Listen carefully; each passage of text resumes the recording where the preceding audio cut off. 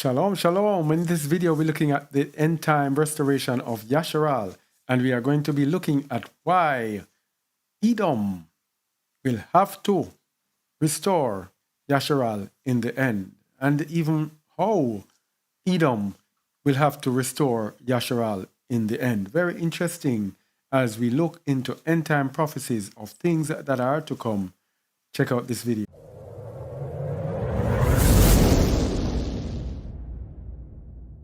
So we are awakening, but when we awaken, the Most High will command Gentile rulers to restore us to our land. This is something that we have to know.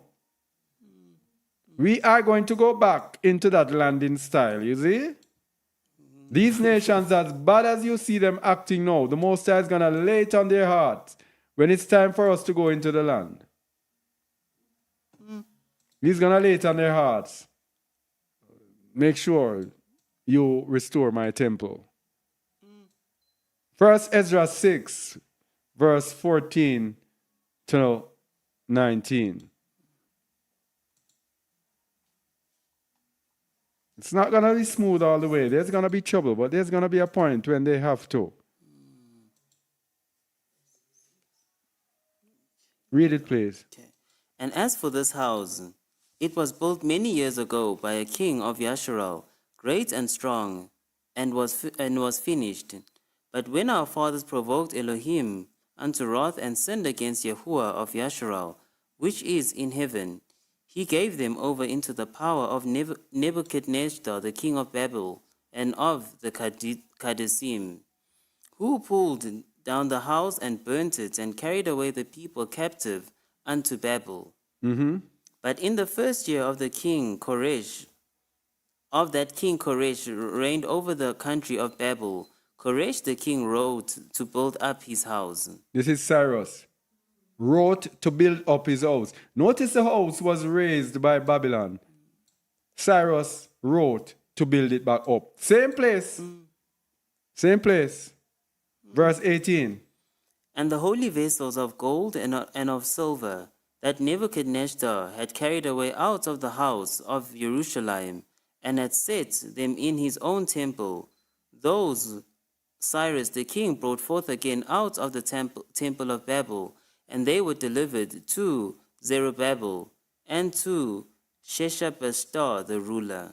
With commandment that? With commandment that he should carry away the same vessels and put them in the temple at Jerusalem, and that the temple of Yahuwah should be built in his place. To be built where? In his place. Same place is going to be built. And there's going to become a world leader who is going to give orders that let the temple of these people be built. That's how we're going to return. In style. We're not going to flee anymore.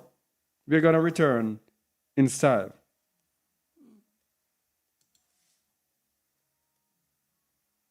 So we want to show that it is the Most High who lays it on the heart of this ruler. 2 Chronicles 36:22.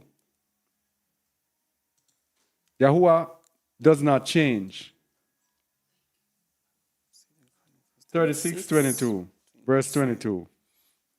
Now, in the first year of Cyrus, king of Persia, that the word of Yahuwah spoken by the mouth of Jeremiah might be accomplished, Yahuwah stirred up the ruach the spirit of Cyrus, king of Persia, that he made a proclamation throughout all his kingdom, and put it also in writing, saying, Continue. Thus saith Cyrus, king of Persia, and all the kingdoms of the earth, hath Yahuwah Elohim of heaven given me, and he hath charged me to build him an house in Jerusalem, which is in Yehudah. Who is there among you of all his people? Yahuwah, his allure, be with him, and let him go up. There we go. It is Yahuwah who is going to put it on the heart of the king to restore us.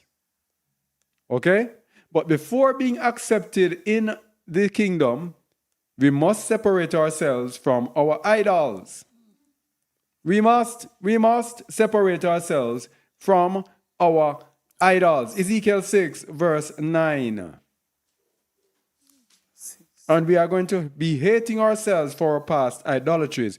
And idolatries, of course, I didn't even speak about this. Idolatries can be anything tangible that has our heart set on it.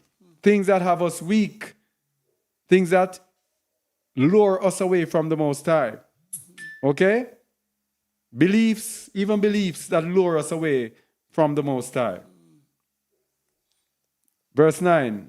And they that escape of you shall remember me among the nations, whither they shall be carried captives. So that's what happened to us. Because I am broken with their whorish heart, which hath departed from me, and with their eyes, Which go a whoring after their idols. So image, remember idols are image. So whatever our eyes go a whoring after, that is an abomination unto the Most High. Continue. And they shall loathe themselves for the evils which they have committed in all their abominations. This is what's going to happen to us. We are going to be transformed in the end. Our minds, our hearts are going to be transformed, and we're going to despise and hate all the iniquities that we transgress, and all the idolatry, all the things that lured us and got us into sin. We are going to despise ourselves for that. Now, very important for the end time. Very important. We must accept Yahuwah as the only Savior. We must accept Yahuwah as the only Savior. Now, the reason this is important, it is because it's the opposite of idolatry. With idolatry, for example, with Jesus Christ, they are having Jesus as the Savior with a lure. Now, very important to understand, Yahusha is our Savior. But how is He our Savior? Yahuwah has given Him to us as a Savior. He didn't unilaterally come and say, I am a Savior. He was given to us by Yahuwah, who is our only Savior, because Yahuwah determines who saves us and gives us the person who is to save us. Remember, Yahuwah is a Ruach. So He sent a man and gave that man permission to save us. But Yahuwah ultimately is the Savior because He delegated and determined who is to save us. Isaiah 45 verse 14. Thus saith Yahuwah, the labor of Egypt and the merchandise of Ethiopia and of the Sabaeans, men of stature, shall come over unto thee, and they shall be thine. They shall come after thee. In chains they shall come over, and they shall fall down unto thee. They shall make supplications unto thee, saying, Surely Yahuwah is in thee, and there is none else. There is no Yahuwah. So what is going to happen in the end time? When the Most High's power is manifested in this earth, all of these nations are going to come bowing down to us because they are going to realize who we are and that Yahuwah is doing all of that for us. And they are going to come bowing down and saying, oh, surely Yahuwah is with you.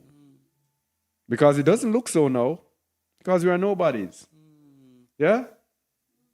And there is none else, there is no Alua, because Yahuwah is going to be reigning so powerfully over this earth. Read verse 21, please. 21. Tell ye and bring them near. Ye, let them take counsel together. Who hath declared this from ancient time? Who hath told it from that time? Have not I, Yahuwah? And there is no Alua else beside me, a just Alua and a Savior. There is none beside me. You notice how the Most High keeps repeating it? There is none beside me. And that beside there doesn't mean there's nobody sitting beside him or whatever, or he does not have his son or whatever. Beside me means there is no one else apart from me. So I solely am Alua, which means I am sovereign. I sit on high, and there is no one above me. That is why we call him what? The Most High. The highest. Yes? A just Alua and a Savior. there is none beside me. Acts 13:23. This shows us that Yahuwah is the only Savior because He gave us the Savior, Yahusha. Read it, please. Of this man's seed hath Yahuwah, according to his promise, raised unto Yasharal a Savior, Yahusha. Of David's seed, He has raised up Yahusha, Hamashiach, a Savior. But Yahuwah is our only Savior. So, in the end, idolaters will be ashamed. In the end, because the Most High is going to allow idolatry for it to test us, to prove us. And when idolatry has run its course, He's going to destroy idols and He's going to destroy idolatry. So those who are idolaters will be ashamed in the end, Isaiah 45, verse 16 and 17. No, verses 16 to 19. They shall be ashamed and also confounded, all of them. They shall go to confusion together that are makers of idols. But Yasharal shall be saved in Yahuwah with an everlasting salvation. Ye shall not be ashamed nor confounded, world without end. Notice the contrast in verses 16 and 17. The first, in verse 16, they shall go to confusion together that are makers of idols. But Yasharal shall be saved, which means that Yasharal will not be in idolatry.